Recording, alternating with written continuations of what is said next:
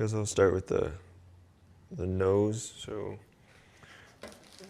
oh, and there's one more color that you're gonna need. It's just, I believe it's called. The name of this will. It might be charcoal or carbon or something like that. Mm-hmm. It's just a dark gray.